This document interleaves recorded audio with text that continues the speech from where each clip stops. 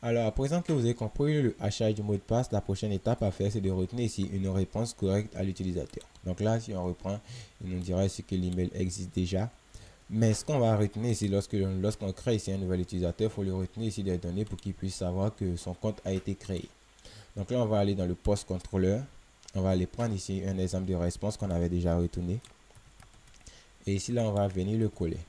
Et juste comme d'habitude, je vous l'ai recommandé, on va envelopper tout ce code-là dans un try et un catch. Donc là, ici, on va mettre ici le catch.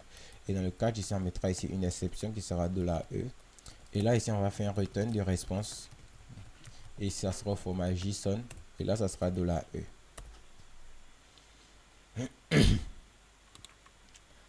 Ensuite, là, tout ce bloc de code là, on va le déplacer pour le mettre à l'intérieur du try ici.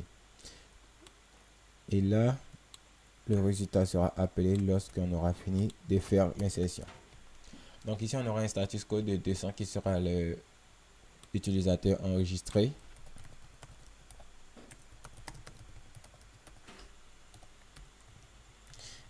Et là, on pourra aussi dire qu'on souhaitera récupérer l'utilisateur en faisant ici user qui sera égal à $user. Donc lorsque l'utilisateur est enregistré, on retourne ce message-là à l'utilisateur, au client qui consomme cette API avec un message de statut et l'utilisateur qui a été retenu. Ensuite, ici au niveau du modèle register user, ce qu'on va faire, c'est que là, on n'a jamais ici un status code, donc c'est bon, on peut laisser ça ici. Et cette fois, ce que je vais reprendre, c'est que là, je vais retenir dans Insomnia et tester ici une nouvelle inscription. Donc là, je vais partir avec sarado@gmail.com. Et cette fois-ci, je clique ici sur Send pour envoyer la requête.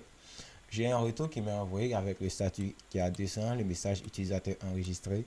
Et je retourne au client, l'utilisateur qui vient d'être récemment ajouté.